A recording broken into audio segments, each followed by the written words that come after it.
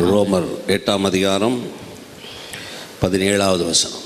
ರೋಮಾಪುರದವರಿಗೆ 8ನೇ ಅಧ್ಯಾಯ 17ನೇ ವಾಕ್ಯ. நாம் பிள்ளைகளானால் சுதந்திரமாமே, தேவனுடைய சுதந்திரமும் கிறிஸ்துவுக்கு உடன் சுதந்திரமாமே.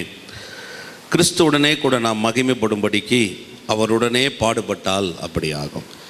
ಮಕ್ಕಳಾಗಿದ್ದರೆ ಬಾಧ್ಯರಾಗಿದ್ದೇವೆ, ದೇವರಿಗೆ ಬಾಧ್ಯರು, ಕ್ರಿಸ್ತನೊಂದಿಗೆ ಬಾಧ್ಯರು. ಹೇಗೆಂದರೆ ಕ್ರಿಸ್ತನಿಗೆ ಸಂಭವಿಸಿದ ಬಾಧೆಗಳಲ್ಲಿ ನಾವು ಪಾಲುಗಾರರಾಗುವುದಾದರೆ ಆತನ ಮಹಿಮೆಯಲ್ಲಿಯೂ ಪಾಲುಗಾರರಾಗುವೆವು. சுதந்திரவாளி என்ற தலைப்பின் கீழாக போதனையை பார்க்குறோம். ಬಾಧ್ಯಸ್ಥರು ಎಂಬ ಅಂಶದ ಕೆಳಗೆ ಸಂದೇಶವನ್ನು ನೋಡ್ತಿದ್ದೇವೆ. சுதந்திரவாளின்ற வார்த்தை வாரிசு என்ற வார்த்தைக்கு அர்த்தமாக இருக்கு. ಬಾಧ್ಯಸ್ಥರು ಅನ್ನೋ ಪದ ಬಂದ್ಬಿಟ್ಟು ವಾರಸುದಾರನು ಅನ್ನೋ ಪದಕ್ಕೆ ಸೂಚನೆ ಆಗಿದೆ. இந்த வாரிசு அப்படின்றத நம்ம எப்போ ஏற்றுக்கொள்கிறோமோ அப்போ தான் கிறிஸ்துவனுடைய முழு சுதந்திரத்தையும் நம்ம கண்டறியும். ಈ ವಾರಸುದಾರರು ಅನ್ನೋದು ಯಾವಾಗ ನಾವು ಸ್ವೀಕರಿಸಿಕೊಳ್ತೇವೋ ಕ್ರಿಸ್ತನ ಸಂಪೂರ್ಣವಾದ ಕಾರ್ಯಗಳು ನಾವು ಹೊಂದಿಕೊಳ್ತೇವೆ. அதனால தான் கிறிஸ்துவ குறித்து ஒரு விசாலமான மனப்பான்மை வர வேண்டியது அவசியம். ಆದ್ರಿಂದಲೇ ಕ್ರಿಸ್ತನ ಕುರಿತಾದ ಒಂದು ವಿಶಾಲವಾದ ಮನೋಭಾವ ಬರಬೇಕಾದ. உலகத்தினுடைய ஆராதனைக்கும் நம்முடைய ஆராதனைக்கும் முற்றிலும் வேறுபட்டது. ಲೋಕದ ಆರಾಧನೆಗೂ ನಾವು ಮಾಡುವಂಥ ಆರಾಧನೆ ಬಹಳ ವ್ಯತ್ಯಾಸವಾದದ್ದು. உலகத்தில் இருக்கிற ஆராதனை தேவனை தேடி போகணும். ಲೋಕದಲ್ಲಿರುವ ಆರಾಧನೆ ದೇವರನ್ನು ಹುಡುಕಿ ಹೋದು. ನಮ್ಮ ಆರಾಧನೆ ದೇವರು நம்மை தேடி வந்த. ಆದರೆ ನಾವು ಆರಾಧಿಸುವಂಥದ್ದು ದೇವರು ನಮ್ಮನ್ನು ಹುಡುಕಿ ಬಂದ. உலகத்தில் இருக்கிற ஆராதனை தேவனுக்கு மனிதர்கள் ஏதாவது செய்யணும். ಲೋಕದಲ್ಲಿ ಮಾಡುವಂಥ ಆರಾಧನೆ ಮನುಷ್ಯನು ದೇವರಿಗೆ ಏನಾದರೂ ಮಾಡಬೇಕು. ஆனா இங்கே பார்த்தீங்கன்னா தேவன் மனுஷனுக்கு எல்லாத்தையும் செய்யறார். ಆದ್ರೆ ಇಲ್ಲಿ ಬಂದು ನೋಡಿದ್ರೆ ದೇವರು ಬಂದು ಮನುಷ್ಯನಿಗೆ ಎಲ್ಲವನ್ನು ಮಾಡಿ. தேவன் சகலமா மனுஷனுக்கு அருளுகிறார். ದೇವರು ಸಕಲವನ್ನು ಮನುಷ್ಯನಿಗೆ ದಯಪಾಲಿಸ್ತಾನೆ. அவர் மீட்டெடுக்கிறார். ಆತನು ವಿಮೋಚಿಸ್ತಾನೆ. அவர் நம்மளை ரட்சித்தார். ಆತ ನಮ್ಮನ್ನು ರಕ್ಷಿಸಿದ್ದಾನೆ. அவர் நமக்காக வேதம் சொல்லுகிறது சத்துருக்கு முன்பதாக அபிஷேகமே பண்ணார். ವಾಕ್ಯ ಹೇಳ್ತದೆ ವೈರ್ಯ ಮುಂದೆ ಅಭಿಷೇಕವನ್ನೇ ಮಾಡಿದ್ದಾನಂತೆ. பாருங்க, உலகம் சொல்லுகிற ஆராதனை தேவன் மனிதனுக்கு அடிமை, ದೇವರಿಗೆ ಮನುಷ್ಯನು ದಾಸನಾಗಿದ್ದಾನೆ. ஆனா இங்கே அப்படி இல்ல. ಆದ್ರೆ ಇಲ್ಲಿ ಆಗಲ್ಲ. இங்க முற்றிலும் வித்தியாசம். பாருங்க, ಇಲ್ಲಿ ಸಂಪೂರ್ಣ கடவுள் மனுஷனை அடிமையா உண்டாகல. ದೇವರು ಮನುಷ್ಯನನ್ನು ಒಬ್ಬ ದಾಸನಂತೆ ಉಂಟು ಮಾಡಲಿಲ್ಲ. இங்க பிள்ளையா தான் உண்டாக்கி வச்சிருக்காரு. ಇಲ್ಲಿ ಬಂದು ಮಕ್ಕಳನ್ನಾಗಿ ಉಂಟು ಮಾಡಿರೋದು. அதனாலதான் இந்த கிறிஸ்துவ ஆராதனை சில பாரம்பரியங்களால அது கொஞ்சம் மாற்றப்பட்டுருச்சு. ಆದ್ರಿಂದ ಕ್ರೈಸ್ತ ಆರಾಧನೆ ಸಂಪ್ರದಾಯಗಳಿಂದ ಬದಲಾಯಿಸಲ್ಪಟ್ಟಿದೆ ಅಷ್ಟೇ. பாருங்க, ஏன்னா சில நேரத்துல கிட்ட சொல்லுவாங்க, ಯಾಕೆಂದ್ರೆ ಕೆಲವು ಸರಿ ಇದನ್ನ ಹೇಳ್ತಾರೆ. பாருங்க, உலகத்துல இருக்கிறவனே கோயிலுக்குள்ள போகும்போது செருப்பை கழட்டுறான், நம்ம செருப்பை போட்டுன்னு வர்றது தப்பு இல்லையா? ನೋಡ್ರಿ, ಲೋಕದಲ್ಲಿರುವ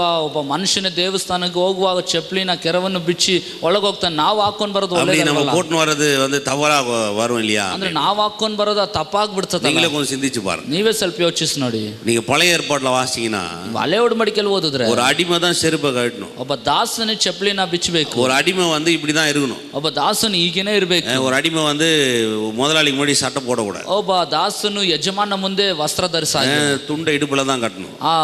ಒಂದು ಬಟ್ಟೆನ ಸೊಂಟಕ್ಕೆ ಕಟ್ಟಬೇಕು. நீங்க அதே பாத்தீங்கன்னா இந்த இளைய குமாரன் கெட்ட குமாரன் வீட்டுக்கு வரும்போது பாத்தீங்கன்னா ಅದೇ ರೀತಿ ಕಿರಿಯ ಮಗನು ಅಂದ್ರೆ ಆ ಕೆಟ್ಟ ಕುಮಾರನ್ ಮನೆಗೆ ಬರುವಾಗ முதலாவது அவனுக்கு போற காரியங்கள் நீங்க பாருங்க. ಮೊದಲನೇದಾಗಿ ಅವನಿಗೆ ತೊಡಿಸುವ ವಸ್ತ್ರத்தை போடுவாங்க, ವಸ್ತ್ರ ಧರಿಸ್ತಾರೆ, பாதரட்சியை போடுவாங்க, ಪಾದರಕ್ಷ ತೊಡಿಸ್ತಾರೆ, கையில மோதிரத்தை போடுவாங்க, ಕೈಯಲ್ಲಿ ಉಂಗುರವನ್ನು ಹಾಕ್ತಾರೆ. இது மூணு எதை குறிக்குதுன்னு நினைக்கிறீங்க? ಇದು ಮೂರು ಯಾವುದನ್ನು ಸೂಚಿಸ್ತದೆ? கையில போடுற மோதிரம் அடையாளத்தை அதிகாரத்தை குறிக்கிறது. ಕೈಯಲ್ಲಿ ಹಾಕುವಂತ ಈ ಉಂಗುರ ಅನ್ನೋದು ಅಧಿಕಾರವನ್ನು ಸೂಚಿಸುತ್ತದೆ. இவன் என்னுடைய குமாரன், ಇವನ್ ನನ್ನ ಮಗನು. அதனாலதான் முத்திர மோதிரத்தை கொடுக்கிறாரு. ಆದ್ರಿಂದಲೇ ಮುದ್ರೆ ಉಂಗುರವನ್ನು ಕೊಡ್ತಾನೆ. உடை எதை குடிக்குதா? ಈ ವಸ್ತ್ರ ಯಾವುದನ್ನು ಸೂಚಿಸ್ತದೆ? அவருடைய மரியாதையை நம்ம காமிக்கிறோம். ಆತನ ಒಂದು ಮರ್ಯಾದೆಯನ್ನು என் பிள்ளை இப்படிதான் இருக்கணும், என் பிள்ளை இப்படிதான் வாழணும்ன்ற ஒரு அடையாளத்தை காமி. ನನ್ನ ಮಗನು ಹೀಗೆ ಇರಬೇಕು, ಹೀಗೆ ಜೀವಿಸಬೇಕು ಅನ್ನೋದನ್ನ ತೆಗೆದು. பாதரட்சி ஏன் போட்டார் அப்படின்னா, ಪಾದರಕ್ಷೆಯನ್ನು ಯಾಕೆ ತೊಡಿಸಿದನಂದ್ರೆ என் பிள்ளை ஒரு அடிமை கிடையாது, ನನ್ನ ಮಗನ ಒಬ್ಬ ದಾಸನಲ್ಲ, அவன் சுதந்திரவாளி என்றதை எடுத்து காமிக்கிறார். ಅವನು ಬಾಧ್ಯನು ಅನ್ನೋದನ್ನ ತೆಗೆದು ತೋರಿಸ್ತಾನೆ. அதனாலதான் பாருங்க, உலகத்துக்கும் உலக ஆராதனைக்கும் கிறிஸ்துவ ஆராதனைக்கும் அது வேறுபட்ட, முழுமையா வேறுபட்ட காரியம். ಆದ್ರಿಂದ ಲೋಕದ ಆರಾಧನೆಗೂ ಕ್ರಿಸ್ತಿಯ ಆರಾಧನೆಗೂ ಸಂಪೂರ್ಣವಾಗಿ ಬೇರ್ಪಟ್ಟಂತ. நம்ம தேவனிட தாழ்த்தலாம். ನೋಡಿ, ನಮ್ಮ ದೇವರ ಮುಂದೆ ನಾವು ತಗ್ಗಿಸ್ಕೋಬಹುದು. தாழ்த்துறது அப்படின்னு சொன்னா ತಗ್ಗಿಸ್ಕೊಳ್ಳೋದು ಅಂತ ಹೇಳಿ நம்மள மட்டமா நினைக்கிறது இல்ல, ನಮ್ಮನ್ನು ಬಹಳ ಮಟ್ಟವಾಗಿ ಎನಿಸೋದಲ್ಲ. பாவம் செய்து துரோகம் பண்ணி ஒரு தேவன் என்ற அந்த மரியாதைக்கு உட்படவளாவே நம்ம இல்ல. ಪಾಪ ಮಾಡಿ ದ್ರೋಹವನ್ನು ಮಾಡಿ ಆ ದೇವರನ್ನು ಒಂದು ಘನತೆ ಸಲ್ಲಿಸುವಷ್ಟು ನಾವಿಲ್ಲ. ஏன்னா நம்ம முற்பிதா ஆதாம் அப்படிதான் பண்ணிட்டான். ಯಾಕೆ ನಮ್ಮ ಮೂಲ ಪಿತೃವಾದ ಆದಮನ ಹಾಗೆ நம்பிக்கை துரோகம் செஞ்சிட்டான். ನಂಬಿಕೆ ದ್ರೋಹ ಮಾಡ್ಬಿಟ್ಟ. அவனை கர்த்தர் நம்பினார் பாருங்க. ಕರ್ತನ ಅವನನ್ನು ನಂಬದ ನೋಡಿ. இவன் பிள்ளை நம்பினாரு. ಇವನು ನನ್ನ ಮಗನ அவனுக்கு தான் உலகத்தை உண்டாக்குனார். ಅವನಿಗಾಗಿ ಲೋಕವನ್ನು அவனுக்கு தான் ஏதேன் தோட்டத்தை உண்டாக்குனார். ಅವನಿಗೆ ಏದೆನ್ ತೋಟವನ್ನು அவனுக்கு நிறைவே வச்சார். ಅವನಿಗೆ ತುಂಬುವಿಕೆಯನ್ನು ಇಟ್ಟ. அவன் நம்பிக்கை துரோகம் செஞ்சான். ಅವನು ನಂಬಿಕೆ ದ್ರೋಹ ಮಾಡಿದ. அப்படி நம்பிக்கை துரோகம் பண்ணவன கூட பாருங்க. ಆ ರೀತಿ ನಂಬಿಕೆ ದ್ರೋಹ ಮಾಡಿದವನಿಗೂ ನೋಡಿ அவர் ரத்தம் சிந்தி அவனை மீட்டு எடுத்தார். ಆತನ ರಕ್ತವನ್ನು ಸುರಿಸಿ ಅವನನ್ನು ವಿಮೋಚಿಸಿದ. தேவ சமூகத்துக்கு போகும்போது ದೇವರ ಸನ್ನಿಧಿಗೆ ಹೋಗುವಾಗ என்ன தாழ்த்தலாம், ನನ್ನನ್ನು ತಗ್ಗಿಸ್ಕೋಬಹುದು, ஆனா என்ன மட்டுப்படுத்த கூடாது. ಆದ್ರೆ ನನ್ನನ್ನು ಮಟ್ಟಪಡಿಸ್ಕೋಬಾರದು. தேவ சமூகத்துக்கு போய் தாழ்த்தலாம், தகுதியே கிடையாது ஆண்டவரே எனக்கு. ದೇವರ ಸನ್ನಿಧಿಗೆ ಹೋಗುವಾಗ ದೇವರು ನನಗೆ ಯೋಗ್ಯತೆ ಇಲ್ಲ, இதெல்லாம் வந்து நினைச்சே பார்க்க முடியாது. ಅದೆಲ್ಲ ನಾನು ನೆನೆಸಿನೂ ನೋಡ್ಲಿಕ್ಕೆ ಆಗೋದಿಲ್ಲ. ரத்தம் எவ்வளவு பெருசு, பரிசுத்தமுள்ள அந்த ரத்தம், ಇನ್ನ ಪರಿಶುದ್ಧವಾದ ರಕ್ತ, மாபெரும் பாவிக்காக நீ சிந்தினீரா, ಮಹಾ ದೊಡ್ಡ ಈ ಪಾಪಿಗಾಗಿ ನೀನು ಸುರಿಸಿದ್ದೀಯ. என்ன தாழ்த்தலாம், ನಾನು ತಗ್ಗಿಸ್ಕೋಬಹುದು, மட்டப்படுத்த கூடாது. ಆದ್ರೆ ಮಟ್ಟಪಡಿಸ್ಕೋಬಾರದು. என்ன தெரியுங்களா, ಮಟ್ಟ ಅಂದ್ರೆ ಏನು ಗೊತ್ತಾ, அதை ஏற்றுக்கொள்ளாமையே வாழ்றோம் பாருங்க, அதான் மட்டுப்படுத்துறது. ஐயோ நான் அது எனக்கு வேண்டாம், ஐயோ இப்படி இவ்வளவு பெருசா எப்படி இதுல வாழ்வேன், நம்ம அதை தடை செய்யறோம் பாருங்க, அதுக்கு பேர் தான் வந்து போலி தாழ்மைன்னு சொல்லலாம். ಅದನ್ನು ಸ್ವೀಕರಿಸಿಕೊಳ್ಳದ ಹಾಗೆ ಅಯ್ಯೋ ನನಗೆ ಬೇಡ, ನಾನು ಅಷ್ಟೇ ಹೋಗ್ಯನಲ್ಲ ಎಂಬುದಾಗಿ ನಾವು ಹೇಳ್ತೇವೆ ನೋಡ್ರಿ, ಅದು ಬುದ್ಧಿಹೀನವಾದಂತ ಒಂದು ತಗ್ಗಿಸ್ಕೊಳ್ಳೋದು. ಕರ್ತರ್ நம்மள அப்படி வைச்சார் பாருங்க. ಅದೇ ದೇವರ ಆ ರೀತಿ ನಮ್ಮನ್ನು ಇಟ್ಟಿದ್ದಾನೆ. ரொம்ப முக்கியம் இது, ಅದು ಬಹಳ ಮುಖ್ಯ. ಇದು அடுத்து சொன்னேன், ನಂತರವಾಗಿ ಹೇಳ್ತೆ, கிறிஸ்துவுடனே பாடுபட்டால் அது அப்படி ஆகும் சொல்லப்பட்டிருக்கு. ಕ್ರಿಸ್ತನೊಂದಿಗೆ ನೀವು ಬಾಧೆಗಳಲ್ಲಿ ಪಾಲುಗಾರ ಆಗುದಾದ್ರೆ ನೀವು ಪಾಲುಗಾರರಾಗ್ತೀರಿ. அவரோட மகிமைப்படும்படிக்கு அவரோட பாடுபட்டால்னு வருது. ಆ ಬಾಧೆಗಳಲ್ಲಿ ಪಾಲುಗಾರರಾಗುದಾದ್ರೆ ಮಹಿಮೆಯಲ್ಲಿ ಪಾಲುಗಾರ. அதனால இந்த பாடுன்றத இவங்க ரொம்ப ஹைலைட் பண்ணிட்டாங்க. ಈ ಬಾಧೆಗಳು ಅನ್ನೋದನ್ನ ಇವರು ಬಹಳ ಹೆಚ್ಚಾಗಿ ಮಾತಾಡ್ತಾರೆ. பாடு அனுபவிக்கணும், ನೀವು ಬಾಧೆ அனுபவிக்கணும், பாடு அனுபவிக்கணும், ಬಾಧೆನ ಅನುಭವಿಸಬೇಕು. எப்படிப்பட்ட பாடு அனுபவிக்கணும்ன்றதை விளங்கலாம். ಎಂತ ಬಾಧೆಗಳನ್ನ ಅನುಭವಿಸಬೇಕನ್ನೋ ತಿಳ್ಕೋಬೇಕು. கிறிஸ்துவுக்காக பாடு அனுபவிக்கிறது எப்படின்னா, ನೋಡಿ ಕ್ರಿಸ್ತನಿಗಾಗಿ ಬಾಧೆ ಅನುಭವಿಸೋದು ಹೇಗಂದ್ರೆ, சுவிசேஷம் சொல்லும் பொழுது ஏற்படுகிற உபத்திரவங்கள், ಸುವಾರ್ತೆ ಸಾರುವಾಗ ಏರ್ಪಡುವಂತ ಉಪದ್ರವಗಳು, கிறிஸ்துவ மற்றவங்களோடு பகிர்ந்து கொள்ளும்படி ஏற்படும் போது அவமானங்கள், ಕ್ರಿಸ್ತನ ಕುರಿತು ಇತರರಿಗೆ ಪರಿಚಯಿಸುವಾಗ ಉಂಟಾಗುವಂತ ಅವಮಾನಗಳು. நான் ஒரு கிறிஸ்துவ அல்லாத பின்னணியிலிருந்து இயேசுவை ஏற்றுக்கொண்டவன். ನೋಡಿ, ನಾನು ಕ್ರೈಸ್ತರ ಅಲ್ಲದ ಹಿನ್ನೆಲೆಯಿಂದ ಯೇಸುವನ್ನು ಸ್ವೀಕರಿಸಿದವನು. 96ல நான் ரட்சிக்கப்பட்டேன். 96ರಲ್ಲಿ ನಾನು ರಕ್ಷಣೆ ಹೊಂದಿದೆ. ரொம்ப உபத்திரத்தை பார்த்திருக்கிறேன். ತುಂಬಾ ಉಪದ್ರವಗಳು ನೋಡಿದ್ದೇನೆ. ரொம்ப கேவலமா பேசியிருக்காங்க, ಬಹಳ ಕೇವಲವಾಗಿ மட்டமா பேசியிருக்காங்க, ಮಟ್ಟವಾಗಿ ಮಾತಾಡಿದ್ದಾರೆ. எந்த அளவுக்கு என்ன கேவலமா பேச முடியுமோ அந்த அளவுக்குலாம் குடும்பத்தாரும் நண்பர்களும் உலகமும் என்ன அப்படி நடத்தி இருக்குது. ಎಲ್ಲಿಯವರೆಗೂ ಕೇವಲವಾಗಿ ಮಾತಾಡಬಹುದು, ಕುಟುಂಬದವರು, ಸ್ನೇಹಿತರು, ಲೋಕವು ಅಲ್ಲಿವರೆಗೂ ನಾನು ನಡೆಸಿದೆ. ஏன்னா அது கிறிஸ்துவுக்காக வர ஒரு உபத்திரம். ಯಾಕಂದ್ರೆ ಕ್ರಿಸ್ತನಿಗಾಗಿ ಬರುವಂತ ಯೇಸುவை ஏத்துக்கிட்டேன், ನಾನು ಯೇಸುವನ್ನು அதுக்காக இந்த உலகம் என்ன பகைக்குது, ಅದಕ್ಕಾಗಿ ಲೋಕ ನನ್ನ ಹಾಗೆ ಮಾಡ್ತದೆ. ஆனா இந்த பாடம் வந்து ஒத்துக்கலாமா? ಆದ್ರೆ ಈ ಬಾಧೆನ ನಾವು ಒಪ್ಕೋಬಹುದು. ஏன்னா இது அப்படி அங்கீகரிக்கப்படக்கூடிய ஒரு பாடு, ಇದು ಅಂಗೀಕರಿಸಲ್ಪಡಬೇಕಾದಂತ ಒಂದು ಬಾಧೆ. ஆனா இந்த பாடல இன்னொரு பாடம் சேர்க்கறாங்க பாருங்க. ಆದ್ರೆ ಈ ಬಾಧೆಯಲ್ಲಿ ಇನ್ನೊಂದು ಬಾಧೆ ಸೇರಿಸ್ತಾರೆ. நோயே, கிறிஸ்துவுக்காக நான் நோயை ஏத்துக்கிறேன், ಕ್ರಿಸ್ತನಿಗಾಗಿ ರೋಗವನ್ನು ಸ್ವೀಕರಿಸ್ತೇನೆ, கிறிஸ்துவுக்காக நான் தரித்திரமாகிறேன், ಕ್ರಿಸ್ತನಿಗಾಗಿ ನಾನು ಬಡವನಾಗ್ತೇನೆ, கிறிஸ்துவுக்காக நான் ஏழையா இருக்கிறேன், ಕ್ರಿಸ್ತನಿಗಾಗಿ ನಾನು ಬಡವನಾಗಿ வெறுமையா வாழ்றேன், ನಾನು ಬಡತನದಲ್ಲಿ இந்த ಬದುಕ್ತೇನೆ. பாடு வந்து அங்கீகரித்துக் கொள்ளவே முடியாத ஒரு ಈ பாடு. ಬಾಧೆಗಳು ಅನ್ನೋದನ್ನ ಅಂಗೀಕರಿಸಲ್ಪಡದಲಿಕ್ಕೆ ಆಗದೆ. இது வந்து அவங்களுடைய சுயமரியாதைனால அவங்களா ஏற்றுக்கொள்ளுகிற ஒரு பாடு. ಇದು ಬಂದು ಸ್ವಾರ್ಥದಿಂದ ಚಿತ್ತದಿಂದ ಅವರು ತೆಗೆದುಕೊಳ್ಳುವಂತದ್ದು. இந்த பாடுகளை நல்லா விளங்கிக்கணும் பாருங்க. ಈ ಬಾಧೆಗಳು ಅನ್ನೋದನ್ನ ನೀವು ಅರ್ಥ ಮಾಡ್ಕೋಬೇಕು. நீங்களே பாருங்க, ನೀವೇ ನೋಡಿ, இயேசு பூமிக்கு இறங்கி வந்தாரு. ಯೇಸು ಭೂಮಿಗೆ ಇಳಿದು ಬಂದ. ஏழ்மையை பிரசங்கம் பண்றதுக்காக இறங்கி வரல, ಬಡತನವನ್ನು ಪ್ರಸಂಗಿಸುವುದಕ್ಕಾಗಿ ಆತನು ಇಳಿದು ಬಂದ. ஏழ்மையை போக்கும்படி தான் அவர் இறங்கி வந்து பிரசங்கமே பண்ணார். ಬಡತನವನ್ನು ನೀಗಿಸುವುದಕ್ಕಾಗಿಯೇ ಇಳಿದು ಬಂದು ಪ್ರಸಂಗಿಸಿದ. அவர் ஏழ்மையை தான் இந்த உலகத்துல ஹைலைட் பண்ணி பிரசங்கம் பண்ணியிருந்தா அந்த பாடுகளை நான் ஏத்துக்கலாம். ಆ ಬಡತನವನ್ನು ಶ್ರೇಷ್ಠವಾಗಿ ಎನಿಸಿ ಅದನ್ನು ಪ್ರಸಂಗಿಸಿದ್ರೆ ನಾನು ಬಡತನವನ್ನು ಸ್ವೀಕರಿಸಬಹುದು. அவர் ஆரம்பிக்கும் போதே சொல்றாரு, ಅದನ್ನು ಪ್ರಾರಂಭಿಸುವಾಗಲೇ ಹೇಳ್ತಾನೆ, தரித்திரருக்கு சுவிசேஷத்தை பிரசங்கிக்கும்படி ஆவியானவர் என் மேல் இருக்கிறார். ಬಡವರಿಗೆ ಶುಭ ವರ್ತಮಾನವನ್ನು ಸಾರಲಿಕ್ಕಾಗಿ ದೇವರಾತ್ಮ ನನ್ನ ಮೇಲಿದ್ದಾನೆ. பாருங்க, இந்த சுவிசேஷத்தையே மக்கள் என்ன பண்ணிட்டாங்க, தங்களுடைய சுயநலங்களுக்காக, தங்களுடைய அறியாமையினால இதை மாத்திட்டாங்க பாருங்க. ನೋಡಿ, ಸುವಾರ್ತೆಯನ್ನು ಜನರು ಏನ್ ಮಾಡ್ಬಿಟ್ರು, ಇವರು ತಿಳಿಯದೇ ಇರುವಿಕೆಯಿಂದ ಇವರ ಎಲ್ಲಾ ಕಾರ್ಯಗಳನ್ನ ಅದನ್ನು ಬದಲಾಯಿಸೇ ಬಿಟ್ಟಿದ್ದಾರೆ. நீங்க வாட்சி பாருங்க, ನೀವು ಓದಿ ನೋಡಿ, அவர் ஏழ்மையை போக்கும்படி பிறந்தார், ಆತನ ಬಡತನವನ್ನು ನೀಗಿಸಲಿಕ್ಕಾಗಿ, நோயை போக்கும்படி பிறந்தார், ರೋಗವನ್ನು ನೀಗಿಸಲಿಕ್ಕಾಗಿ ಜನಿಸಿದ, தரித்திரம் போக்கும்படி பிறந்தார், ಬಡತನವನ್ನು ನೀಗಿಸಲಿಕ್ಕಾಗಿ மனிதனுடைய ಜನಿಸಿದ, இயலாமையை போக்கும்படி பிறந்தார், ಮನುಷ್ಯನ ಇಲ್ಲದಿರುವಿಕೆ ನೀಗಿಸಲಿಕ್ಕಾಗಿ ಜನಿಸಿದ. எப்படி முதலாவதாக ஆதாமை அவர் உண்டாக்குனாரோ அந்த முதல் மனிதனுடைய தரத்திற்கு இன்னைக்கு விழுந்து போன மனிதன் மனிதனை மீண்டும் கொண்டு வந்து நிற்க வைக்கும்படி அவர் இந்த பூமியில இறங்கி வந்தார். ಹೇಗೆ ಆದಾಮನನ್ನು ದೇವರು ಆ ಕಾಲದಲ್ಲಿ ಉಂಟು ಮಾಡಿ ನಿಲ್ಲಿಸಿದನೋ ಅದರಿಂದ ಮನುಷ್ಯನು ಬಿದ್ದು ಹೋಗಿ ಪಾಪದಲ್ಲಿ ಬಿದ್ದು ಹೋಗಿದ ಆ ಮನುಷ್ಯನ ಮತ್ತೆ ಮೇಲೆ ಕೆತ್ತಿ ಅದೇ ಸ್ಥಾನದಲ್ಲಿ ನಿಲ್ಲಿಸುವುದಕ್ಕಾಗಿ ಯೇಸು ಕ್ರಿಸ್ತನು ಭೂಮಿಗೆ ಇಳಿದು ಬಂದನು. இது அப்படியே மாத்திட்டாங்க பாருங்க. ಇದನ್ನ ಹಾಗೆ ಬದಲಾಯಿಸಿಬಿಟ್ರು.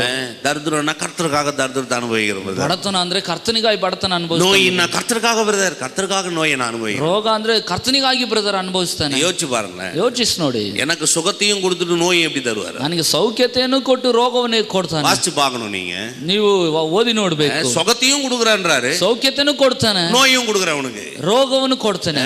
கர்த்தர் பாரு எப்படி அப்படி ரெண்டுத்தையும் செய்ய முடியும்? ಕರ್ತನಾಗಿ ಹೇಗೆ ಎರಡನ್ನು ಮಾಡ್ಲಿಕ್ಕೆ ಸಾಧ್ಯ? மனுஷனுக்கு பாருங்க இதெல்லாம் கொஞ்சம் அறிவு கெட்டாதனால அவன் அறிவுக்கு எட்டன மாதிரியே கடவுளை பார்க்கறான். அவ்வளவு ಮನುಷ್ಯನ್ ನೋಡ್ರಿ ಬುದ್ಧಿಗೆ ಎಟಕದೇ ಇರೋದ್ರಿಂದ ಅವನು ಬುದ್ಧಿಗೆ ಎಟಕೋ ರೀತಿಯಲ್ಲಿ ದೇವರನ್ನ ನೋಡ್ಲಿಕ್ಕೆ முழுக்க பாருங்க பாரம்பரியத்துல வாழ்ந்தவனா ನಾನು ಪೂರ್ಣವಾಗಿ ನೋಡ್ರಿ ಸಂಪ್ರದಾಯದಲ್ಲಿ ಬದುಕಿದವನು. சின்ன வயசு எனக்கு புத்தி தெரிஞ்ச நாள்ல இருந்தே பாரம்பரியத்துல வளர்ந்தவன். ನಾನು ಬುದ್ಧಿ ತಿಳಿದ ದಿನದಿಂದ ಸಂಪ್ರದಾಯದಲ್ಲಿ ಬೆಳೆದವನು. இயேசுவை ஏத்துக்கிட்ட அப்புறம்னா, ಯೇಸುವನ್ನು ಸ್ವೀಕರಿಸಿದ ಮೇಲೆ சிலதெல்லாம் வந்து 23 வயசுல தான் இயேசுவை ஏத்துக்கிட்டு, சிலதெல்லாம் வந்து என் மனது ஒத்துக்கல பாருங்க. 23 ವಯಸ್ಸಿನಲ್ಲಿ ಯೇಸುವನ್ನು ಸ್ವೀಕರಿಸಿದೆ, ಕೆಲವೊಂದೆಲ್ಲ ನನ್ನ ಮನಸ್ಸು ಒಪ್ಪಿಕೊಳ್ತಿಲ್ಲ. என் மனசு சிலதெல்லாம் ஒத்துக்கல பாருங்க. ನನ್ನ ಮನಸ್ಸು ಕೆಲವೊಂದನ್ನೆಲ್ಲ ಒಪ್ಪಿಕೊಳ್ತಿಲ್ಲ. ஏன்னா 23 வயசுல நான் இப்படி வாழ்ந்துட்டேனே. ಯಾಕಂದ್ರೆ 23 ವಯಸ್ಸಲ್ಲೇ ಈಗ ಬದುಕಲ್ಲ. திரும்ப எனக்கு என்ன தோணுதுன்னா, இப்படி இதெல்லாம் எப்படி புதுசா இருக்குதே, இதை ஏற்றுக்கொள்றதுக்கே தடையாயிடுச்சு. ಆದ್ರಿಂದ ಇದೆಲ್ಲ ಏನು ಹೊಸದಾಗಿದೆಯಲ್ಲ, ಇದನ್ನೆಲ್ಲ ಹೇಗೆ ತೆಗೆದುಕೊಳ್ಳೋದು ಅನ್ನೋದು ಒಂದು ತಡೆಯಾಗಿದೆ. இன்னைக்கும் மக்கள் என்ன பண்றாங்கன்னா, ಇವತ್ತು ಜನರು ಏನ್ ಮಾಡ್ತಾರೆ, ரட்சிக்கப்பட்டுறாங்க, ರಕ್ಷಣೆ ಒಂದು ಬಿಡ್ತಾರೆ. கிறிஸ்துவனுடைய சத்தியத்தை ஏற்றுக்கொள்வதற்கு தங்களுக்கென்று சில கோட்பாடுகளை வைத்து அதை ஏற்றுக்கொள்றதுக்கு தடையா நின்னு, ಕ್ರಿಸ್ತನ ಸತ್ಯಗಳನ್ನು ಸ್ವೀಕರಿಸಿಕೊಳ್ಳೋದಕ್ಕೆ ತಮಗೆಂಬುದಾಗಿ ಕೆಲವು ನಿಯಮಗಳನ್ನು ಇಟ್ಕೊಂಡು ಅದನ್ನು ಸ್ವೀಕರಿಸಿಕೊಳ್ಳೋದಕ್ಕೆ ತಡೆಯಾಗ್ಬಿಡ್ತಾರೆ. உண்மை பாருங்க, ಅದೇ ನಿಜ ನೋಡಿ. சில நேரத்தில் பார்த்தீங்கன்னா ஒரு நோய் இருக்குது இல்லையா, அந்த அனுமிஷான்னுவாங்க, ஞாபகம்லாம் மறந்து போயிடும். பார்த்துறீங்களா, ஏதோ ஒரு ஆக்சிடென்ட் ஏதோ ஒன்று நடந்துடும், எல்லா மெமரியும் லாஸ் ஆகிடும். ಏನೋ ಅಪಘಾತನೋ ಏನಾದರೂ ನಡೆದು ಬಿಡ್ತದೆ, ಅವ್ರಿಗಿರುವಂತಹ ಜ್ಞಾಪಕ ಶಕ್ತಿ ಎಲ್ಲ ಹೋಗ್ಬಿಡ್ತದೆ. பார்த்துருக்கீங்களா, ನೋಡಿದ್ದೀರಾ? எது சொன்னாலும் அவங்களுக்கு புரிய வைக்க வேண்டியது, ಏನೇ ಹೇಳಿದ್ರು ಅವ್ರಿಗೆ ಅರ್ಥವಾಗೋಲ್ಲ, அவங்க எல்லாமே மறந்துடும், ಅವ್ರಿಗೆ ಎಲ್ಲವೂ ಮರ್ತು ಹೋಗ್ತದೆ. இந்த பாவம் வந்து மனுஷனை இந்த மாதிரி இந்த அனுமிஷால கொண்டு போயிடுச்சு, அவனுக்கு ஞாபக சக்தி எல்லாமே சாப்பிட்டுருச்சு. ಈ ಪಾಪವು ಮನುಷ್ಯನಿಗೆ ಬಂದು ಏನ್ ಮಾಡ್ಬಿಟ್ಟೆ, ಜ್ಞಾಪಕ ಶಕ್ತಿ ಕಳ್ಕೊಳ್ಳುವಂತೆ ಮಾಡ್ಬಿಟ್ಟಿದೆ. அவனுக்கு எதுவுமே தெரியாது, ಅವನಿಗೆ ಏನು ಗೊತ್ತಾಗೋದಿಲ್ಲ. கிறிஸ்துவனுக்கு என்ன ஆயிடுச்சுன்னா, ಇವತ್ತು ಕ್ರೈಸ್ತರಿಗೆ ಏನಾಗಿದೆ, அவனுக்கு எல்லாமே மெமரி லாஸ் ஆகி போச்சு. ಅವನಿಗೆ ಎಲ್ಲವೂ ಜ್ಞಾಪಕ ಶಕ್ತಿ ಕಳ್ಕೊಳ್ಳೋದು. இயேசுவை ஏத்துக்கறான், ಯೇಸುವನ್ನು ಸ್ವೀಕರಿಸ್ತಾನೆ. மத்ததெல்லாம் சொன்னா அவன் யோசிச்சு பார்க்கறான், எப்படி இது ஒத்துக்கிறது, இது உண்மையா இருக்கும் நீங்க நினைக்கிறீங்களா அப்படின்னு போயிடுறான். ಇನ್ನಿತರದೆಲ್ಲ ಹೇಳಿದ್ರೆ ಇದೆಲ್ಲ ಹೇಗೆ ತೆಗೆದುಕೊಳ್ಳೋದು, ಇದೆಲ್ಲ ನಿಜ ಅಂತ ಇರ್ತದೆ ಎಂಬುದಾಗಿ ಹೇಳ್ತಾನೆ. இந்த ஆளை பார்த்தீங்கன்னா இவங்கள இந்த ஞாபக சக்தி கொண்டு வரதுக்காக மீண்டும் பழைய இடத்துக்கெல்லாம் கொண்டு போவாங்க. பாத்தீங்களா, ಈ ಜ್ಞಾಪಕ ಶಕ್ತಿ ಮತ್ತೆ ಅವರಿಗೆ ಬರೋದಕ್ಕಾಗಿ ಅವ್ರನ್ನ ಏನ್ ಮಾಡ್ತಾರೆ, ಅವ್ರಿದ್ದಂತ ಹಳೆ ಸ್ಥಳಕ್ಕೆಲ್ಲ ಕರ್ಕೊಂಡು எங்க பிறந்தாரு, ಎಲ್ಲಿ ಹುಟ್ಟಿದ್ರು, எங்க வாழ்ந்தாரு, ಎಲ್ಲಿ ಬದುಕಿದ್ರು, எங்க சாப்பிட்டாரு, ಎಲ್ಲಿ ಊಟ எங்க ಮಾಡಿದ್ರು, படிச்சாரு, ಎಲ್ಲಿ ಓದಿದ್ರು, யாரோட நண்பரா இருந்தாரு, ಯಾರೊಂದಿಗೆ ಸ್ನೇಹಿತರಾಗಿದ್ರು, இதெல்லாம் அவருக்கு பழக்கமா இருந்துச்சு, ಎಷ್ಟು ಜನ ಅವರಿಗೆ ಸಹವಾಸವಿತ್ತು, கொண்டு போய் அவங்களை சேர்க்க வேண்டியது. ಮತ್ತೆ ಆ ಸ್ಥಳಗಳೆಲ್ಲ ಸೇರಿಸಬೇಕಾಗಿತ್ತು. இன்னைக்கும் சபையில இப்படிதான் செய்ய வேண்டியது. ಈ ದಿವಸವು ಸಭೆಗಳಲ್ಲಿ ಇದನ್ನೇ ಮಾಡಬೇಕಾಗಿದೆ. இது இந்த மெமரி லாஸ் ஆயிட்டதுனால ಜ್ಞಾಪಕ ಶಕ್ತಿ ಕಳೆದೋಗಿರೋದ್ರಿಂದ திரும்ப வேதத்துல கொண்டு போய் காட்டணும், பாரு ஆபிரகாம் எப்படி வாழ்ந்தாரு, கொஞ்சம் ஞாபகத்துல கொண்டு வா நீ. ಮತ್ತೆ ವಾಕ್ಯದಲ್ಲಿ ತೆಗೆದುಕೊಂಡು ಹೋಗಿ ತೋರಿಸಬೇಕು. ನೋಡು ಅಬ್ರಾಮನ್ ಹೇಗ್ ಬದುಕದ, ನೀನ್ ಮತ್ತೆ ஈசாக் எப்படி வாழ்ந்தார் வந்து பாரு, ಈಸಾಕನ ಹೇಗ್ ಬದುಕದ ಬಂದು ನೋಡು, யாக்கோப் எப்படி வாழ்ந்தார் வந்து பாரு, ಯಾಕೋಬನ ಹೇಗ್ ಬದುಕದ ಬಂದು ನೋಡು, யோசேப் எப்படி வாழ்ந்தார் வந்து பாரு. ಯೋಸೇಫನ ಹೇಗ್ ಬದುಕದ ಬಂದು ನೋಡು. பாருங்க, இது சொல்லும் பொழுது கொஞ்சம் யோசிக்க வேண்டியதா இருக்குது. ನೋಡ್ರಿ, ಈ ರೀತಿ ಹೇಳುವಾಗ ಅವ್ನು ಸ್ವಲ್ಪ ಯೋಚಿಸಬೇಕಾಗಿದೆ. ஏன்னா அவங்க ரட்சிக்கப்பட்டுறாங்க, ಯಾಕಂದ್ರೆ ಅವ್ರು ರಕ್ಷಣೆ ಒಂದು ಬಿಡ್ತಾರೆ. அந்த போதனையை ஏத்துக்கிறதுக்கு அவங்களுக்கு தடையாய் மாறி போகுது. ಇನ್ನಿತರ ಬೋಧನೆಗಳನ್ನು ತೆಗೆದುಕೊಳ್ಳೋದಕ್ಕೆ ಅವ್ರಿಗೆ ತಡೆಯಾಗಬಾರದು. அதனால அவங்களுக்கு அது ஒரு பெரிய போராட்டமாவே அமைஞ்சு போகுது. ಆದ್ರಿಂದಲೇ ಅವ್ರಿಗೆ ಒಂದು ದೊಡ್ಡ ಹೋರಾಟವಾಗಿ ಬದಲಾಗ್ಬಿಡ್ತದೆ. சில பாஸ்டங்களுக்கும் இந்த அனுமிஷா வந்துட்டு இன்னைக்கு அது ஒரு பெரிய போராட்டமா. ಕೆಲವೊಂದು ಬೋಧಕರು ಸಹ ಜ್ಞಾಪಕ ಶಕ್ತಿ ಕಳೆದುಕೊಳ್ಳುವಿಕೆ ಬಂದು ದೊಡ್ಡ ಹೋರಾಟ. அவங்களும் அதெல்லாம் ஞாபகத்துல கொண்டு வராதனால பிரசங்கமும் பண்றது கிடையாது, ಅವರಿಗೆ ಆ ಜ್ಞಾಪಕ ಬರದೇ ಇರೋದ್ರೆ ಅದನ್ನು ಪ್ರಸಂಗಿಸೋದು, அதை எடுத்து காமிக்கிறதும் கிடையாது, ತೆಗೆದು ತೋರಿಸೋದು ಇಲ್ಲ. பேசுற ஆளையும் தப்பா பேசுறது, ಮಾತಾಡೋ ವ್ಯಕ್ತಿನೂ ತಪ್ಪಾಗಿ ಮಾತಾಡೋದು. அவர் போனா ஒரு ப்ராஸ்பரிட்டியை பேசுவாரு. ಏನ್ರಿ ಅಲ್ಲಿಗೆ ಹೋದ್ರೆ ಬರೀ ಸಮೃದ್ಧಿ ಮಾತಾಡ್ತಾರೆ. ஒரு முறை ஒரு கல்யாணத்துக்கு போயிருந்தேன் பாருங்க, ಒಂದ್ಸರಿ ಒಂದ್ ಮದ್ವೆಗೆ ಹೋಗಿದ್ದೆ. அந்த கல்யாணத்துல போய் நான் உட்கார்ந்து இருக்கிறேன், ಮದುವೆಯಲ್ಲಿ ಹೋಗಿ ಕುಳಿತಿದ್ದೇನೆ. அந்த கல்யாணத்துல பிரசங்கம் பண்றாரு ஒருத்தர், ಆ ಮದುವೆಯಲ್ಲಿ ಒಬ್ಬರು ಪ್ರಸಂಗಿಸ್ತಿದ್ದಾರೆ.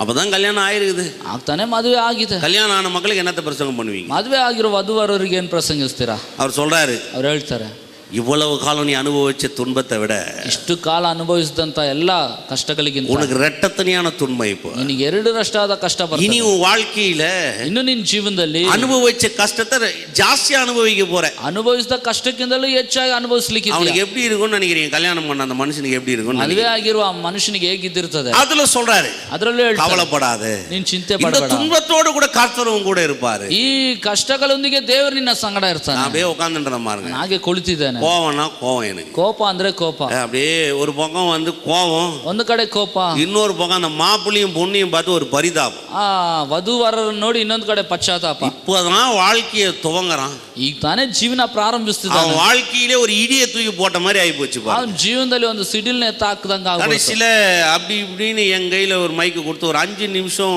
நம்முடைய போதகர் ரமேஷ் பேசுவார் அப்படின்னு. ಕೊನೆಯಲ್ಲಿ ಒಂದು ಎಲ್ಲ ಮುಕ್ತಾಯವಾದ 5 ನಿಮಿಷ ಪಾಸ್ಟರ್ ರಮೇಶ್ ಅವರು ಮಾತಾಡ್ತಾರೆ ಅಂತ ಹೇಳಿ. எப்பவுமே பாத்தீங்கன்னா கடவுள் சில தயவ காமிப்பார்னு வருது தெரியுது பாத்தீங்களா? ಕೊನೆ ದೇವರು ಹೇಗಾದ್ರೂ ದಯ ತೋರಿಸ್ತಾನೆ ಎಂಬುದಾಗಿ ಗೊತ್ತಾಗ್ತದೆ. மாப்பிள்ளைக்கு அன்னைக்கு என் கையில மைக் கொடுக்கப்பட்டது ஒரு தயவுன்னு நான் நினைக்கிறேன். ನನ್ನ ಕೈಯಲ್ಲಿ ಅವತ್ತು ಮೈಕ್ ಕೊಟ್ಟಿದ್ದು ಒಂದು ದೊಡ್ಡ ದಯ ಎಂಬುದಾಗಿ. ஏன்னா என்னை பத்தியும் தெரியும், அந்த பாசங்களுக்கும் தெரியும், அங்க வந்து ஜனங்களுக்கும் தெரியும். ಯಾಕಂದ್ರೆ ನನ್ನ ಕುರಿತಲ್ಲಿರೋ ಬೋಧಕರುಗಳಿರೋ ಜನರಿಗೂ ಗೊತ್ತಿದೆ. வேதத்தை எடுத்து பாருங்க. ನಾನು ವಾಕ್ಯ ತೆಗೆದೆ. யோவான் எழுதின சுவிசேஷம் 2ஆம் அதிகாரத்தை எடுத்தேன். ಯೋಹಾನ ಸುವಾರ್ತೆ 2ನೇ ಅಧ್ಯಾಯ ತೆಗೆದೆ. முதல்ல இயேசு அற்புதம் பண்ணார். ಮೊಟ್ಟ ಮೊದಲನೇದಾಗಿ ಯೇಸು ಅದ್ಭುತ ಮಾಡಿದ. அற்புதம் பண்ணாரு. ಎಲ್ಲ ಅದ್ಭುತ ಮಾಡ್ದ பாருங்க, ஒரு வாழ்க்கையை துவங்க போறான் அவன். ನೋಡಿ ಒಂದು ಜೀವನವನ್ನು ಪ್ರಾರಂಭಿಸಲಿಕ್ಕೆ அந்த இடத்துல ஒரு அற்புதத்தை செய்றார். முதல் அற்புதம். ಅಲ್ಲಿ ಯೇಸು ಸ್ವಾಮಿ ಒಂದು ಅದ್ಭುತ ಮಾಡ್ತಾನೆ. கல்யாணத்துல இயேசு என்ன பண்ணார்? ಕಾನಾ ಊರ ಮದುವೆಯಲ್ಲಿ ಯೇಸು ಏನು ಮಾಡ್ದ? அவனுக்கு சொன்னேன், ಆತನಿಗೆ ಹೇಳ್ದೆ, அந்த மாப்பிள்ளைக்கும் பொண்ணையும் பார்த்து சொன்னேன், ಆ ವಧುವರರಿಗೆ ಹೇಳ್ದೆ, பயப்படாத, ಹೆದರಬೇಡ. இவ்வளவு காலம் நீ வந்து உன் வாழ்க்கையில நிறைய பிரச்சனையை பார்த்த, ಇಷ್ಟು ದಿವಸ ನಿನ್ನ ಜೀವನದಲ್ಲಿ ಅನೇಕ ಸಮಸ್ಯೆಗಳು, திருமணத்துல நீ வந்துட்ட, ಈಗ ಮದುವೆಗೆ ಬಂದಿದ್ಯಾ, இப்போ உனக்கு நிறைய குறைவு பட்டு போயிருது. ಈಗ ನಿನಗೆ ಅನೇಕ ಕೊರತೆಗಳಿಂದ ಇದೆ. கல்யாணத்துல குறைவா இருக்குது, ಮದುವೆಯಲ್ಲಿ ಕೊರತೆ ಇದೆ, ருசி இல்லாம இருக்குது, ರುಚಿ ಇಲ್ಲದೆ ಇದೆ, நிறைய பிரச்சனை இருக்குது, ತುಂಬಾ ಸಮಸ್ಯೆ ಇದೆ. ஆனா இந்த திருமணத்துல கர்த்தர் இன்னையிலிருந்து உன் வாழ்க்கை ருசி உள்ளதா மாத்த போறார். ಆದ್ರೆ ಈ ಮದುವೆಯಲ್ಲಿ ಈ ದಿನ ಮೊದಲುಗೊಂಡು ದೇವರು ನಿನ್ನ ಮದುವೆ ರುಚಿಕರವಾಗಿ ಬದಲಾಯಿಸ್ತಾನೆ. இயேசுக்கு உங்க கணவன் மனைவி வாழ்க்கையில முதல் இடம் இருக்கட்டும். ಯೇಸು ಕ್ರಿಸ್ತನಿಗೆ ನಿಮ್ಮ ದಾಂಪತ್ಯ ಜೀವನದಲ್ಲಿ ಮೊದಲನೇ ಸ್ಥಾನ ಇರಲಿ. வெறுமையா உன் பாத்திரத்தை ருசி உள்ள பாத்திரமா நிரப்ப போறார். ಬರಿದಾದ ಪಾತ್ರೆಗಳನ್ನು ರುಚಿಕರವಾದ ಪಾತ್ರೆ, தண்ணி மாதிரி இருக்கிறத திராட்சரசமா ஆக்க போறார். ನೀರಾಗಿರುವಂತದ್ದು ದ್ರಾಕ್ಷರಸವಾಗಿ, குறைவா இருக்கிறத இனிமே உன் வாழ்க்கையில நிறைவா காமிக்க போறார். ಕೊರತೆಯಿಂದ ಇರೋದನ್ನ ನಿನ್ನ ಜೀವನದಲ್ಲಿ ಸಂಪೂರ್ಣದಿಂದ ದೇವರು ತುಂಬಿಸ್ತಾನೆ. நான் கேக்குறேன், ನಾನು ಕೇಳ್ತೇನೆ, நான் பண்ண பிரசங்கம் தப்பா ரைட்டா நீங்க சொல்லுங்க. ನಾನು ಮಾಡಿದ ಪ್ರಸಂಗ ತಪ್ಪಾ ಸರಿನಾ ನೀವು ಹೇಳಿ. 10 நிமிஷத்துல எவ்வளவுதான் என்னால பேச முடியும்? 10 ನಿಮಿಷದಲ್ಲಿ ಇಷ್ಟೇ ನನ್ನಿಂದ ಮಾತಾಡಕ್ಕೆ. ஜாம் பண்ணிட்டு கீழே இறங்கிட்ட மாதிரி ಪ್ರಾರ್ಥನೆ ಮಾಡಿ ಕೆಳಗೆ ಇಳಿದು. மாப்பிள்ளைக்கு அளவில்லாத ஒரு சிரிப்பு, ಆ ವರನಿಗೆ ಮಿತಿಮೀರಿದ ಸಂತೋಷ. என்னை வந்து ஒரு பாஸ்டர் இன்வைட் பண்ணியிருந்தாரு, நானும் போனேன். ಅವರು ಬೋಧಕರು ಆಹ್ವಾನಿಸಿದ್ರು, ಅದರಿಂದ ನಾನು சரி மைக்கு கொடுத்தாரு. என் வாயில ஒரு நாள் உங்களுக்கு சொல்ற பாருங்க, இப்படி பயமுறுத்துறதையோ அடிப்பாருன்றதையோ உன்னை வாதிப்பாருன்றதையோ என்னால சொல்ல முடியாது. ಆದ್ರೆ ನನ್ನ ಕೈಲಿ ಮೈಕ್ ಕೊಟ್ಬಿಟ್ರು ನಾನು ಎಂದಿಗೂ ನಿನ್ನನ್ನು ಹೊಡಿತಾರೆ, ನಿನ್ನ ಬಡಿತಾರೆ, ನಿನ್ನ ಬಾಧೆಗೊಳಪಡಿಸ್ತಾನೆ ಎಂಬುದಾಗಿ ಹೇಳೋದಿಲ್ಲ. கர்த்தரை தெரியலனா தான் இதெல்லாம் நடக்குது பாருங்க. ಕರ್ತನ ಕುರಿತು ಗೊತ್ತಿಲ್ಲದಿದ್ರೆ ಏನಾದ್ರು ನಡೆಯೋದು. ஒரு மனுஷனுக்கு கடவுளை கூட்டி அறிவு வந்துருச்சுன்னு வைங்க, ಒಬ್ಬ ಮನುಷ್ಯನಿಗೆ ದೇವರ ಕುರಿತ ತಿಳುವಳಿಕೆ ಬಂದ, அவன் எவ்வளவு கெட்டவனா இருந்தாலும் நல்லவனாயிரும். ಅವನು ಎಷ್ಟೇ ಕೆಟ್ಟವನಾಗಿದ್ರು ಒಳ್ಳೆಯವನಾಗ್ಬಿಡ್ತಾನೆ. அது பேர் விசுவாசிக்கிறீங்க. ಎಷ್ಟು ನಂಬ್ತೀರಾ? நீங்க வாட்சி பாருங்க, நான் போய் சொல்லங்க. ನೀವು ಬೇಕಾ ಓದ್ ನೋಡ್ರಿ, ನಾನೇನು ಸುಳ್ಳಾಡ್ತಿಲ್ಲ. கெட்ட குமாரனே பாருங்க, ಆ ಕೆಟ್ಟೋದ ಕುಮಾರನೇ ನೋಡಿ. சொல்லுகிறது ஆஸ்திகளை வேசியத்தில் அழைச்சானா. ವಾಕ್ಯ ಹೇಳ್ತದೆ ತನ್ನ ಆಸ್ತಿಯನ್ನೆಲ್ಲ ಆ ವೇಶ್ಯರ ಪಾಲು சீர்கெட்டு போயிட்டான். ಅವನು ಬಹಳ ನಾಶವಾಗಿದ್ದ. அவன் பண்ணாத பாவத்தின் கிரியைகளே கிடையாது, ಅವನು ಮಾಡದ ಪಾಪದ ಕ್ರಿಯೆಗಳೇ ಇಲ್ಲ. ஆனாலும் அவன் தகப்பன் வீட்டுக்கு வரான் பாரு. ಆದ್ರೂ ಅವನ ತಂದೆ ಮನೆಗೆ ಬರ್ತಾನೆ. ஏன் தகப்பன் வீட்டுக்கு வரான்? ಯಾಕೆ ತಂದೆ ಮನೆಗೆ ಬರ್ತಾನೆ? நான் கேக்குறேன், ನಾನು ಕೇಳ್ತೇನೆ, அவன் தகப்பன் ஒரு ஹிட்லரா இருந்தா வந்திருப்பானா? ಅವನ ತಂದೆ ಒಬ್ಬ ಹಿಟ್ಲರ್ ಆಗಿದ್ರೆ ಬಂದಿರ್ತಿದ್ನ. அவன் தகப்பன் வந்து இவன் வரட்டும், இவன் கைய கால ஒடிக்கிறானா வீட்டுக்கு வந்திருப்பானா?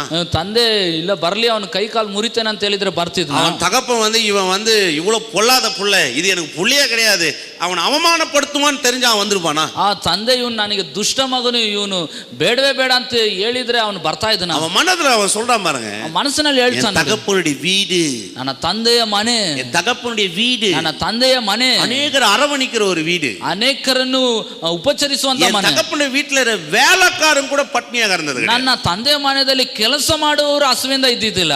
தகப்பனை குறிச்சு ஒரு நிறைவான அறிவு அவனுக்குள்ள இருந்ததுனாலதான் ತಂದೆಯ ಕುರಿತಾದ ಒಂದು ಸಂಪೂರ್ಣವಾದ ಒಂದು ತಿಳುವಳಿಕೆ ಅವನಿಗೆ. பாவத்தின் கிரியை விட தகப்பன் மேல வச்சிருந்த அன்பு அவனை வெளியில கொண்டு வருது. ಆ ಪಾಪದ ಕ್ರಿಯೆಗಳಿಂದ ತಂದೆಯ ಪ್ರೀತಿ ಅವನನ್ನು ಹೊರಗೆ ಎಳೆದು ತರ್ತಾ ಇದೆ. நீங்க தாவீதை எடுத்துங்க, ದಾವೀದನ್ನು ತೆಗೆದುಕೊಳ್ಳಿ. பெரிய ராஜா, ಒಬ್ಬ ದೊಡ್ಡ ರಾಜ, ஒரு தப்பு பண்ணிட்டாரு, ಅವನು ತಪ್ಪು ಮಾಡ್ಬಿಟ್ಟ, ஒரு விபச்சாரம் பண்ணாரு, ಒಬ್ಬ ವ್ಯಭಿಚಾರ ಮಾಡ್ಬಿಟ್ಟ, இன்னொருத்தருடைய மனைவியை அவர் அபகரிச்சாரு, ಇನ್ನೊಬ್ಬರ ಹೆಂಡತಿನ ಅವನು ಅಪಹರಿಸಿದ, கொலை செய்தாரு, ಕೊಲೆ ಮಾಡ್ದ. உண்மைதான், ನಿಜಾನೇ, அது ஒண்ணும் அவர் மறுக்கலையே, ಅದೇನ ಅವನು ಮರೆ ಮಾಡ್ಲಿಲ್ಲ. ஒரு பெரிய ராஜாங்க அவர், ಒಬ್ಬ ದೊಡ್ಡ ರಾಜ ರೀ. ஒரு ராஜா இந்த தவறு செய்யறது வந்து நீங்க பெருசா கணக்கு போட்டு பார்க்க முடியாது அந்த காலகட்டத்தில். ದೊಡ್ಡ ರಾಜನು ತಪ್ಪು ಮಾಡದ್ನ ನೀವು ಲೆಕ್ಕನು ಮಾಡಿ ನೋಡ್ಲಿಕ್ಕೆ ಆಗೋದಿಲ್ಲ ಆ ಕಾಲದಲ್ಲಿ. ஏதோ ஒரு பொண்ணு ஆசைப்பட்டா, ಏನೋ ಒಂದು ಹೆಣ್ಣನ್ನು ஏதோ ஒரு ಆಸೆಪಟ್ಟ, கொலை பண்ணிட்டான், ಏನೋ ಒಂದು ಕೊಲೆ ಮಾಡ್ಬಿಟ್ಟ. என்ன ராஜா அவன்? ಯಾಕಂದ್ರೆ ಅವನು ರಾಜ, ஏதோ போட்டுன்னு விட்டுருவாங்க பாருங்க. ಏನೋ ಹೋಗ್ಲಿ ಅಂತ ಬಿಟ್ಟು ಬಿಡ್ತಾನೆ. அவன் சொல்றான் பாருங்க, ಆದ್ರೆ ಅವನು ಹೇಳ್ತಾನೆ, ஆண்டவரே என்ன புறக்கணியாது, ದೇವ್ರೇ ನಾನು ತಿರಸ್ಕರಿಸಬೇಡ, என்னை ஈசோப்பினால சுத்திகரி. ನನ್ನ ಈಸೋಪಿಂದ ಶುದ್ಧ ಮಾಡು. நறுங்குண்ட நொறுங்குண்ட ஆவியை நீ புறக்கணீர். ಜಜ್ಜಿದ ಕುಗ್ಗಿದ ಮನಸ್ಸನ್ನು ನೀನು ತಳ್ಳಿ ಬಿಡೋದಿಲ್ಲ. என் உள்ளத்தில் நான் உண்மையா இருக்க நீர் விரும்புகிறீர். ನನ್ನ ಹೃದಯವು ನಂಬಿಕಸ್ತಿಗಿಂದ ಕೂಡಿರ್ಬೇಕಂತ ನೀನು ಬಯಸುತ್ತೀಯ. பாருங்க, இவ்வளவு பெரிய ஒரு ராஜா ಇಷ್ಟು ದೊಡ್ಡ ರಾಜ மண்டியிட்டு ಮೊಣಕಾಲೂರಿ மக்களுக்கு முன்பதாக, ಜನರ ಮುಂದಾಗಿ, உலகத்துக்கு முன்பதாக, ಲೋಕದ ಮುಂದಾಗಿ இன்னைக்கு நமக்கு தெரியக்கூடிய அளவுக்கு அன்னைக்கே அறிக்கை பண்ணியிருக்கிறார். ಈ ದಿನ ನಮಗೆ ಗೊತ್ತಾಗುವ ರೀತಿಯಲ್ಲಿ ಆ ದಿನವೇ ಆತನ ಅರಿಕೆ ಮಾಡಿದ. இதை நீங்க யோசிச்சு பாருங்க. ನೀವು ಯೋಚಿಸಿ ನೋಡಿ. கடவுள் மேல இந்த அன்பு, கடவுள் அவன் மேல வச்சிருந்த ஒரு உயர்வு, கடவுள் அவனுக்கு காண்பித்த காருண்யம், தயவு, நிறைவு, இது எல்லாம் தான் அவனை முழங்கால் போட வச்சது. ದೇವರ ಆತನ ಕುರಿತಾಗಿ ಇಟ್ಟಂತ ಉನ್ನತ ಕಾರುಣ್ಯತೆ, ದಯೆನೆ, ಅವನ ಕುರಿತಾದ ಯೋಜನೆನೆ ಅವನು ಮೊಣಕಾಲೂರು ಅಂತ ಹೇಳಿ ಮಾಡಿತು. யோசிச்சு பாத்தீங்களா? ಯೋಚಿಸಿ ನೋಡಿದ್ರ? எங்கேயோ கடந்தனே ஆண்டவரே, நான் ಎಲ್ಲೋ ಇದ್ದನಲ್ಲ ದೇವರು. ஆடு மேய்ச்சின்னு இருந்தேன். ಕುರಿಗಳು ಮೇಯಿಸ್ತಾ ಇದೆ. இன்னைக்கு இவ்வளவு பெரிய அரசனையில நான் உட்கார ಇವತ್ತು ನಾನು ದೊಡ್ಡ ಅರಸನ ಸ್ಥಾನದಲ್ಲಿ ಇದ್ದೀನಿ. பொன்னும் செல்வத்தையும் சம்பத்தையும் கொடுத்திருக்கிறேன். ಚಿನ್ನವನ್ನು, ಬೆಳ್ಳಿಯನ್ನು, ಸಂಪತ್ತನ್ನು, ಆಸ್ತಿಯನ್ನು ಒದಗಿಸಿದೆ. இவ்வளவு பெரிய தப்பு நான் பண்ணிட்டேன். ಇಷ್ಟು ದೊಡ್ಡ ತಪ್ಪನ್ನು ಮಾಡಿದ್ದೇನೆ. ஆனா இந்த தப்புக்கு நீரே உங்ககிட்ட வரணும், உம்மிடத்துல மனம் திரும்புறேன்னு வந்து நிக்கிறான். ತಪ್ಪಿಗಾಗಿ ನಿನ್ನ ಬಳಿಗೆ ಬರ್ತಾನೆ, ನಿನ್ನ ಬಳಿ ಮಾನಸಾಂತರ ಪಡ್ತಾನೆ ಅಂತ ಬಂದು ನಿಲ್ತಾನೆ. எப்பவுமே பாருங்க, ಯಾವಾಗಲೂ ನೋಡಿ தேவனை குறித்து அந்த விரிவான ஒரு எண்ணம் வர வேண்டியது. ದೇವರ ಕುರಿತಾದ ವಿಸ್ತಾರವಾದ ಮನೋಭಾವ ಬರಬೇಕಾಗಿದೆ. இதுதான் பாருங்க இன்னைக்கு மக்களுக்கு ரொம்ப பெரிய போராட்டமா இருக்கு. ನೋಡಿ, ಜನರಿಗೆ ಈ ದಿವಸ ದೊಡ್ಡ ಒಂದು ಹೋರಾಟವಾಗಿದೆ. அவர் உங்களை ஆசீர்வதிக்கிறான்னு சொல்லுன்றதுக்கே ரொம்ப யோசிப்பாங்க. ಆತ ನಿಮ್ಮನ್ನು ಆಶೀರ್ವದಿಸ್ತಾನೆ ಎಂಬುದಾಗಿ ಹೇಳೋದಕ್ಕೆ ಬಹಳ ಹಿಂಜರಿತಾರೆ. சில இடத்துல ஊழியத்துல பிரசங்கம் பண்ண கூடுவாங்க பாருங்க. ಕೆಲವೊಂದು ಸೇವೆಗಳೆಲ್ಲ ಪ್ರಸಂಗಿಸಲು ಕರೀತಾರೆ. சில ஊழியர்களுக்கு நான் அதுக்கு போறதே கிடையாது. அதனாலதான் நிறைய போக மாட்டேன். 99% சபையில கூப்பிட்டா போய் பிரசங்கம் பண்றதே கொஞ்சம் யோசிப்பேன் பாருங்க. ಆದ್ರಿಂದ 99% ಶತಮಾನ ಸಭೆಗಳು ಕರೆದ ಪ್ರಸಂಗಿಸಲು ಯೋಚಿಸ್ತಾರೆ. ஏன்னா அவங்க என்னென்னவோ போட்டு கண்ணா முன்னான்னு பிரசங்கம் பண்ணி அது ஒரு வெஜிடபிள் பிரியாணி மாதிரி ஆக்கி வச்சிருப்பாங்க. ಯಾಕಂದ್ರೆ ಅವರು ಬೇಡವಾದದೆಲ್ಲ ಪ್ರಸಂಗಿಸಿ ಅದು ವೆಜಿಟೇಬಲ್ ಬಿರಿಯಾನಿ ರೀತಿಯಲ್ಲಿ ಮಾಡಿ. நான் போய் அதுக்கு என்ன சொல்லுங்க, நானா வெங்காயம் அரிஞ்சு ஒரு தொக்கா கொடுக்க முடியும், சரி சாப்பிட்டு போங்க பிரதர். ಇವಾಗ ನಾನು ಈರುಳ್ಳಿ ಕಟ್ ಮಾಡಿ ಅದರಲ್ಲಿ ಒಂದು ಉಪ್ಪಿನಕಾಯಿ ರೀತಿ ಎಲ್ಲ ಕೊಡ್ಲಿಕ್ಕೆ பல வருஷமா வாய்க்கு வந்ததெல்லாம் பேசி வச்சிருப்பாங்க. ಹಲವು ವರ್ಷಗಳಿಂದ ಬಾಯಿಗೆ ಬಂದದೆಲ್ಲ ಆಡಿರ್ತಾರೆ. என்னையும் ஒருத்தர் கூப்பிட்டாருன்னு போயிட்டேன். ನಾ ಏನೋ ಒಬ್ರು ಕರೆದ್ರಲ್ಲ ಅಂತ ಹೋಗ್ಬಿಟ್ಟೆ. பல ஆண்டுகளா ஊழியம் செஞ்சுட்டு இருக்கிறார். ಅವರು ಹಲವು ವರ್ಷಗಳಿಂದ ಸೇವೆ ಮಾಡ್ತಿದ್ದಾರೆ. வயசுல எங்க அப்பாவோட பெரியவர். ವಯಸ್ಸಿನಲ್ಲಿ ನನ್ನ ತಂದೆಗಿಂತ ಹಿರಿಯರು. நானும் போனேன், நல்ல பெரிய சபை. ನಾನು ಹೋದ ಒಂದು ದೊಡ್ಡ ಸಭೆ. நல்லா பிரசங்கம் பண்ணேன். ಚೆನ್ನಾಗಿ ಪ್ರಸಂಗಿಸಿದೆ. பிரசங்கம் பண்றேன், ಪ್ರಸಂಗಿಸ್ತಿದ್ದೇನೆ. ஒரு சவுண்டும் இல்ல பாருங்க. ಒಂದು ಶಬ್ದನೂ ಇಲ್ಲ. யாரும் எனக்கு ரெஸ்பான்ஸும் பண்ணல. ಯಾರು ನನಗೆ ಪ್ರತಿಕ್ರಿಯೆಯನ್ನು நான் ಕೊಡ್ತಿಲ್ಲ. நினைச்சேன், ஓ ஏதோ இங்க கடவுடி ஆகி போச்சு, வேற மாதிரி நடந்துட்டு இருக்குது. ನಾನು ನೆನೆಸಿದೆ, ಓ ಇಲ್ಲಿ ಏನೋ ಬೇರೆ ರೀತಿ ನಡೀತಾ ಇದೆ. கடைசியில பிரசங்கம் பண்ணி எண்டுக்கு வந்துட்டேன் பாருங்க. ಪ್ರಸಂಗಿಸಿ ಕೊನೆ ಭಾಗಕ್ಕೆ ಬಂದ್ಬಿಟ್ಟೆ. எந்த இடத்துக்கு போனாலும் பிரச்சனைகள் உண்டாக மாட்டேன். சுமூகமான வகையில கடவுளை குறித்து சொல்லணும்னு விரும்புவாங்க. ಎಲ್ಲಿ ಹೋದ್ರೂ ಪ್ರಸಂಗ ಮಾಡೋದ್ರಲ್ಲಿ ಸಮಸ್ಯೆ ಉದ್ಭವಿಸೋದಿಲ್ಲ. ಸುಧಾರಿಯಾದ ಒಂದು ರೀತಿಯಲ್ಲಿ ದೇವರ ಕುರಿತಾಗಿ ನಾನು ಹೇಳ್ಬಿಡ್ತೇನೆ. மெசேஜ் முடிஞ்சிச்சு பாருங்க. ಪ್ರಸಂಗ ಮುಗಿಯಿತು ನೋಡ್ರಿ. மனுஷன் நேரா வந்து இங்க முழங்கால் புல்பீட்ல முழங்கால் படி போட்டு கையை தூக்கி, ஆண்டவரே இவ்வளவு காலம் நான் பண்ண தெரியாத பண்ண பிரசங்கத்துக்காக என்ன மன்னிச்சிருங்க அப்படின்னாரு. ಅವರು ವೇದಿಕೆ ಮೇಲೆ ಬಂದು ಮೊಣಕಾಲೂರಿ ಕೈಗಳನ್ನೆತ್ತಿ, ದೇವರೇ ಇಲ್ಲಿಯೇ ಇಷ್ಟು ದಿವಸ ಮಾಡ್ಲಿಕ್ಕೆ ತಿಳಿಯದ ಪ್ರಸಂಗಗಳನ್ನ ಮಾಡ್ಬಿಟ್ಟೆ, ನನಗೆ ಕ್ಷಮಿಸು. பாலகர் வாயில நீ அருளின வார்த்தைகளுக்காக நன்றி என்றார். ಈ ಬಾಲಕನ ಬಾಯಿಂದ ಹೊರಡಿಸಿದ ಮಾತುಗಳಿಗಾಗಿ எனக்கு ரொம்ப சங்கடமாயி போச்சு. ನನಗೆ ಬಹಳ ಸಂಕಟವಾಯ್ತು. என்னடா இப்படி பண்ணிட்டோமே, ಏನಪ್ಪ ಈ ರೀತಿ எழுப்பி சொன்ன இல்ல, ನಾನು ಎದ್ದು ಹೇಳ್ದೆ, ಇಲ್ಲ அப்படி பண்ணதே கிடையாது, ನಾನು ಈ ರೀತಿ ಮಾಡಿದ್ದೆ ಇಲ್ಲ. ஏன் ಯಾಕೆ? அப்பதான் அவர் சொன்னாரு. ಆಗ ಅವ್ರು ಹೇಳಿದ್ರು, நான் நினைச்சேன், ನಾನು ನೆನೆಸ್ದೆ, இந்த மக்களுக்கு நிறைய ஆசீர்வாதத்தை குறித்து பிரசங்கம் பண்ணா அவங்க வழி விட்டு போயிடுவாங்களோ, ಜನರಿಗೆ ಹೆಚ್ಚಾಗಿ ಆಶೀರ್ವಾದ ಕುರಿತು ಪ್ರಸಂಗಿಸಿದ್ರೆ ಮಾರ್ಗ ಬಿಟ್ಟು ಹೋಗ್ಬಿಡ್ತಾರೋ, ஒருவேளை பின்வாங்கி போயிடுவாங்களோ, ಒಂದು ವೇಳೆ ಹಿಂಜರಿದು ಹೋಗ್ಬಿಡ್ತಾರೋ, கடவுளை விட்டுருவாங்களோ, ದೇವರನ್ನು ಬಿಟ್ಬಿಡ್ತಾರೋ. அதனால எப்போ நான் மிரட்டியே வச்சிருப்பேன். ಆದ್ರಿಂದ ಯಾವಾಗಲೂ ಅವರನ್ನು ಗದರಿಸೇ ಇಟ್ಟಿರ್ತೀನಿ. நீங்க பண்ண அந்த பிரசங்கம் தான் தம்பி எனக்கே ஒரு பெரிய மனம் திரும்பல ஏற்பட்டுச்சு. ಇವತ್ತು ಮಾಡಿದ ಪ್ರಸಂಗ ತಮ್ಮ ನನಗೆ ಒಂದು ದೊಡ್ಡ ಮನಮರುವಿಕೆ ಉಂಟಾಯಿತು. ஏன் அப்படின்னு பாத்தீங்கன்னா, ಯಾಕೆ ಆ ರೀತಿ ಅಂತ, நல்ல மனுஷங்க, ಒಳ್ಳೆ ಮನುಷ್ಯರಿ, ஓயாம உழைக்கக்கூடியவர் கர்த்தருக்காக, ನಿರಂತರವಾಗಿ ದೇವರಿಗಾಗಿ ದುಡಿಯುವಂತ, உயிரை கூட கொடுக்கக்கூடியவர், ಹೆಚ್ಚಾಗಿ எவ்வளவு தியாகங்களை பண்ணியிருக்கிறார். அவர் ತ್ಯಾಗಗಳನ್ನೆಲ್ಲ ಮಾಡಿದ್ದಾರೆ.